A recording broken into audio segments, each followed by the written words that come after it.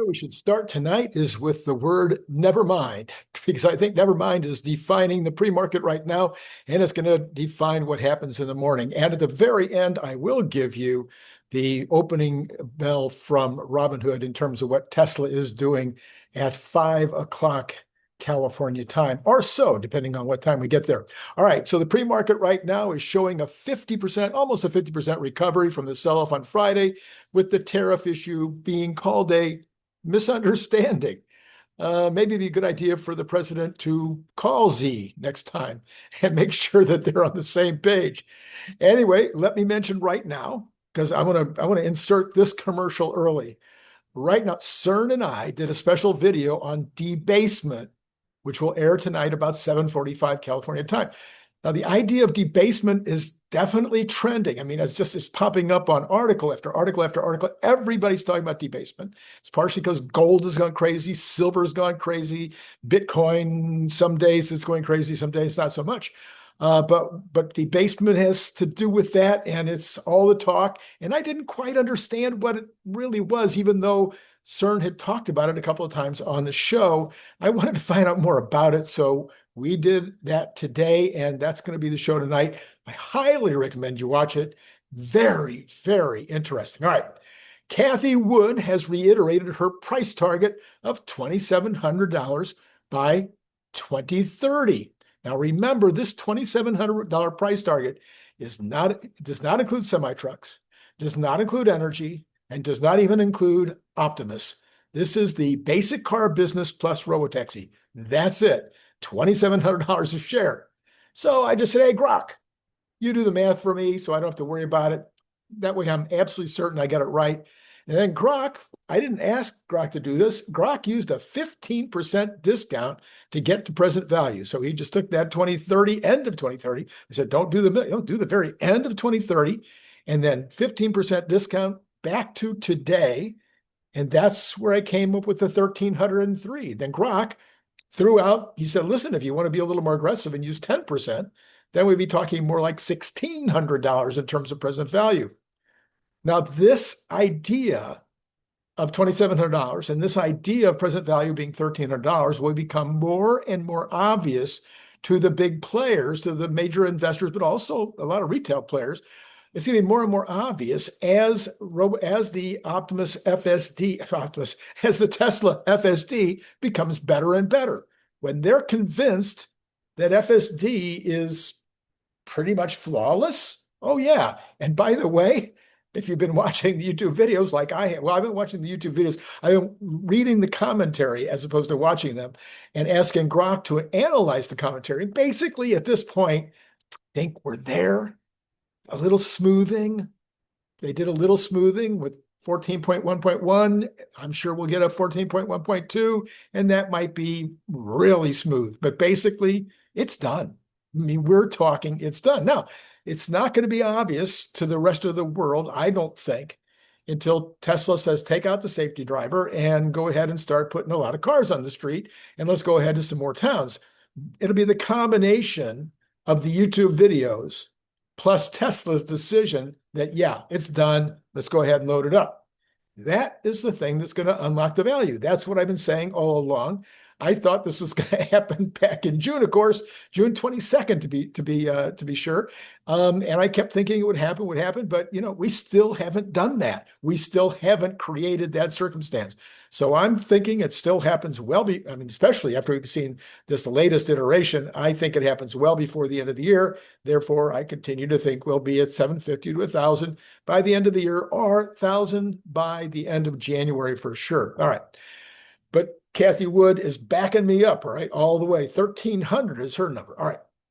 Let's go on to Chuck Cook. Here's what Chuck Cook. So I gave you this morning. If you watched the show this morning, I went through a bunch of the different actual reviews in detail, gave you a positive one and kind of a little bit of a less positive one. And then Chuck Cook, I think he's highly respected. He says, here is my end of drive summary for FSD supervised 14.1.1. It's an improved version for sure. It still has a few breaking issues showing its conservative nature He says it feels like a good version to go with to everyone with advanced software upgrades selected. So he's ready to go. He thinks it's done. Other people, I didn't go into a lot of detail with a whole list, but a whole bunch of people that have been testing it over the last 24 hours say, listen, this is fine. It works. Maybe not as smooth as the 13, but it will be. I think it's just maybe a matter of a few more days, actually. Teslarati jumps in with this. It says the principal mechanism, I'm sorry, let me do that again. The principal mechanical design engineer of the Tesla robotaxi has provided a rather exciting update about the upcoming all-electric autonomous two-seater, the Cybercab.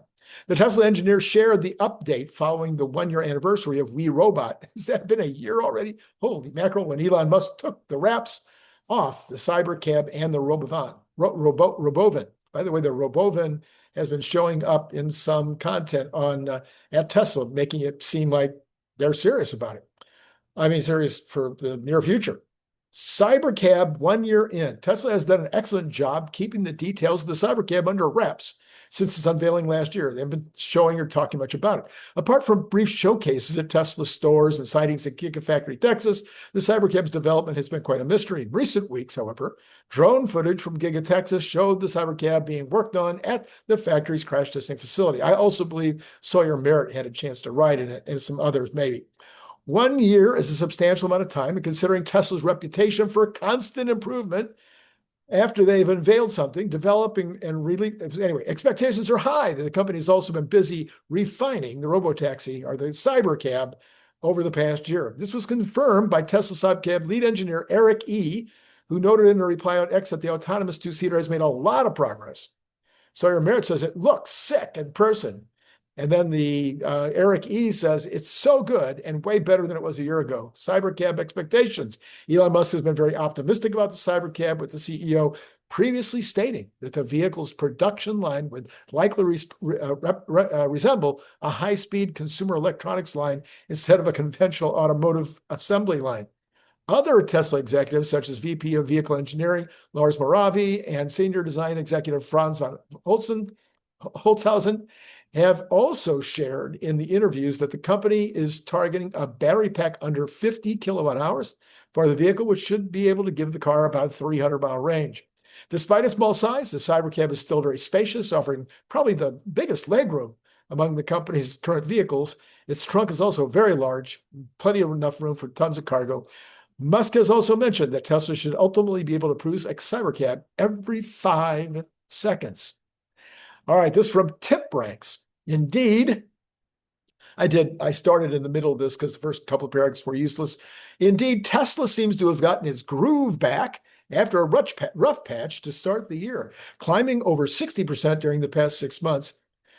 He's talking about the stock. There have been numerous reasons for investors to feel emboldened, including CEO Elon Musk's decreased government responsibilities, a potential titanic new compensation package from Musk, and the company's record-breaking 497,099 vehicles delivered in the third quarter. Still, the naysayers were out in force, positing that the expiring $7,500 EV tax credit created its artificial bump for deliveries, and so worried that it's not going to be able to do that. So last week, another development hit the airwaves as Tesla introduced new versions of the Model Y SUV and Model 3 sedan, both of them called Standard now. And this is in addition to the Performance and the Model YL that have also been put out just in the last few weeks.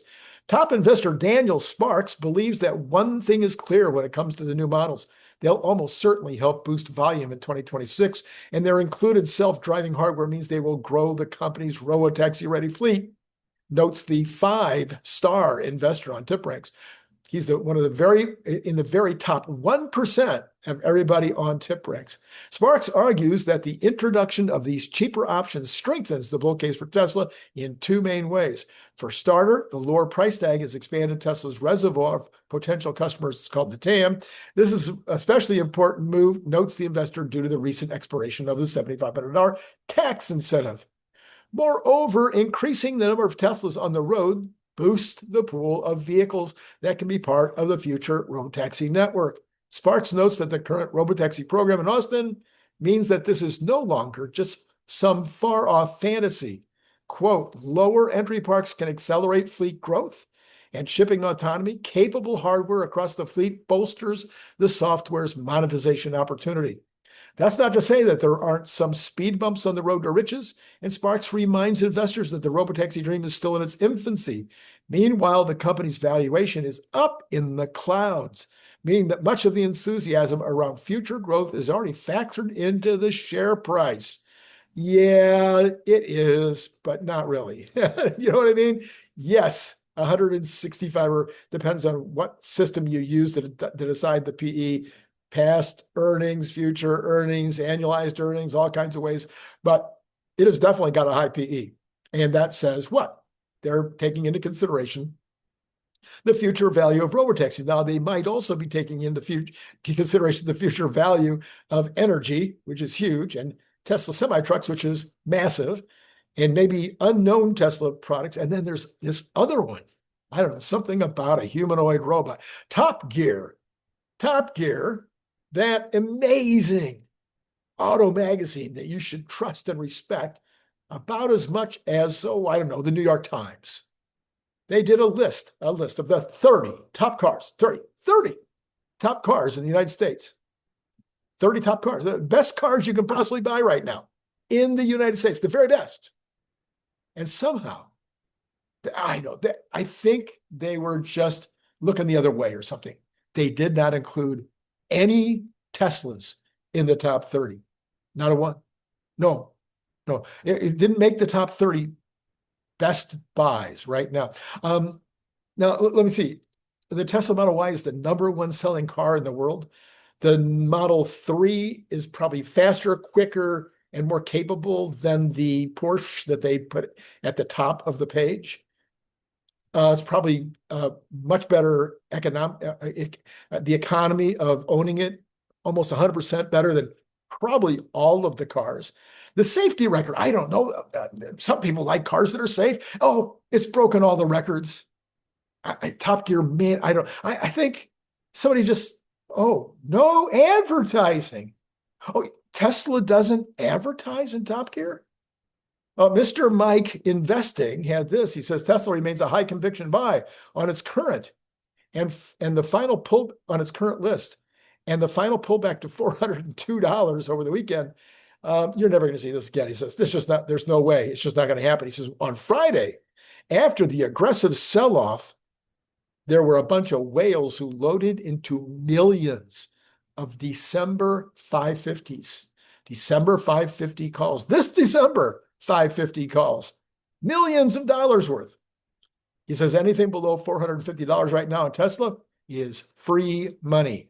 550 coming soon, or maybe 750, or maybe 1,000. Starship is launching tomorrow at 5 o'clock Central. Don't miss it. It's so much fun to watch. I never miss one of those launches. All right, so this week we've got a bunch of stuff coming out, and some of the stuff that's supposed to come out won't be coming out. So let's talk about what is coming out, what isn't coming out. Bunch of Fed speeches this week too. You see what I'm doing with Fed speeches now is I'm asking Grok to analyze all the Fed speeches a couple of times, like on a week like this where there's so many. I have Grok analyze all those Fed speeches and give me the top takeaways. And if I look at them and I go, there wasn't anything there, then I don't bother to share it with you. But if there's a couple of good takeaways, then I share it. I'm starting to use Grok more and more every single day to gather information that we couldn't get otherwise. Knowing how to prompt is the key. And by the way, there's some book coming out about AI. I don't know. You might pay attention to, next couple of days, I'll probably be making some announcements. On Tuesday, there's nothing on Monday. It is Columbus Day.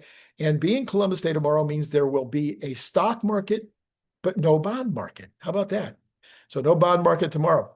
Tuesday, NFIB Optimism Index, the National Federation of Independent Businesses. These are mostly, I'd say 100% businesses under 500 employees. And this is always, to me, a great read.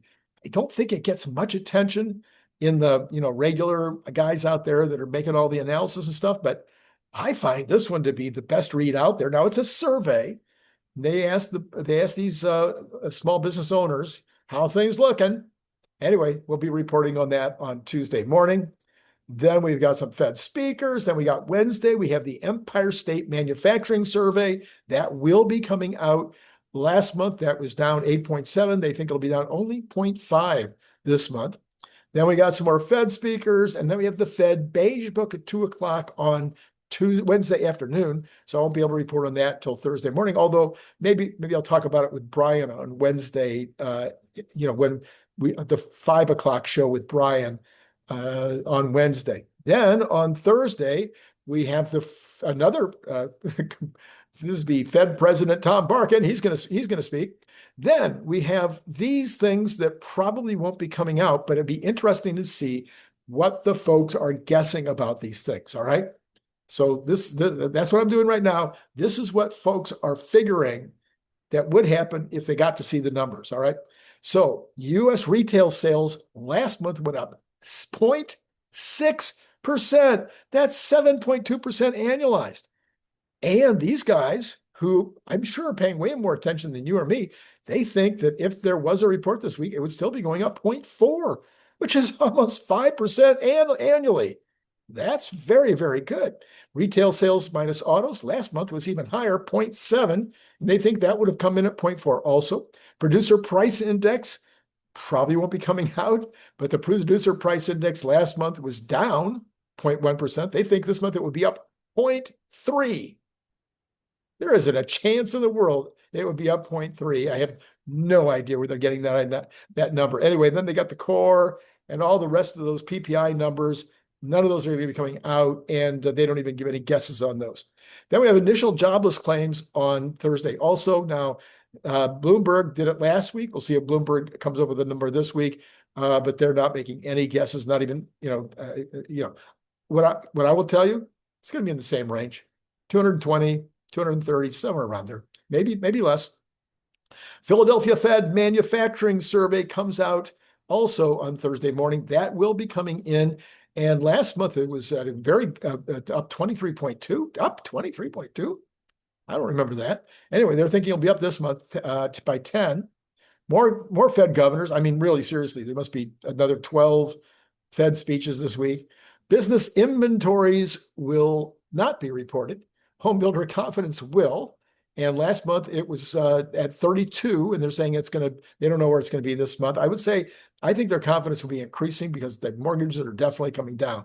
We won't know much more until Tuesday about that. Then on Friday, we will not have a housing starts, but last month they think it'll be about flat at 1.31 million. Building permits, they think will be up a little bit actually. Import price index, they're thinking will be only up 0.1%. But those won't be reporting, okay? So I'm just letting you know what they think it would be if they did report. Industrial production flat, they're thinking, and capacity utilization also flat. All right, now we got a bunch of earnings. This is the beginning of earnings season, so this is an important time. The first week of earnings season is always super interesting. And based on market cap, I had Grok go in and give me the details of the top 10 that are coming out this week. So we got BlackRock. That is coming out. BlackRock will come. This asset management giant with over 10 trillion under management is set to report on Tuesday. And then we've got, let's see, number 9 will be Goldman Sachs. They're reporting on Tuesday as well. And their investment fees, banking fees are rebounding. So it could be a good report. Looking at number 8 would be American Express. What we'll be looking for with American Express is how are the consumers spending? So we'll get American Express information about how retail is doing and how consumers are doing overall. Maybe also something about whether the people are paying their credit cards on time. Then we have Morgan Stanley on Wednesday. They are what's called the market's mood ring. So how they're doing is generally a good indication of how the overall markets are doing. We've got Citigroup on Tuesday, so that'll be interesting. That's the same thing. We'll be looking at Citigroup, kind of a general overall, but they're a big international player. So we'll see how international folks are doing. Wells Fargo is also on Tuesday. and their mortgage and auto loans are something that they're suggesting we should be looking at. Then we got Bank of America, also lots of consumer banking information. How are they doing? Credit cards, how are the consumers doing on that? Johnson & Johnson comes out on Tuesday, and that'll be more consumer information, as well as just how is healthcare doing, although healthcare is doing really well. Abbott Laboratories is on Wednesday, and people will be curious to see how Abbott is doing now that we don't have so much COVID going around. And then number one, the largest and most important one of the week after the banks, will be Taiwan Semiconductor. You all know who they are. They supply everybody with their semiconductors. They are maybe they're the linchpin. We have more winning for President Trump. This is from 𝐒𝐮𝐧𝐝𝐚𝐲's AI community. I don't know. I'm not understanding this too well. The guy on X, he goes under 𝐼𝐴𝐴𝐵0. 𝐼𝐴𝐴𝐵.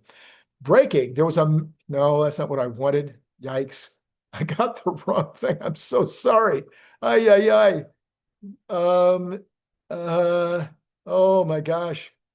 Hold on just a second here. Okay, here we go. This is actually from Rojas, who goes under and �MCUCOLO57, if you want to look them up. President Trump just flipped the shutdown playbook. Panic is ensuing among Democrats after learning that President Trump is paying the troops this Wednesday. I think I already reported on that, keeping food programs alive for women and children, and cutting thousands of federal employees as a result of the shutdown. And also President Trump at 21% over the last 5 days, coming back up again. I'm sure the little thing in Gaza probably helped him a bit. Now, here's an odd story that will end our news portion today. Then we'll get into the numbers, including where Tesla is. What's concerning now is how quickly both unemployment and underemployment are rising, both up by double-digit percentages on an annual basis in recent months.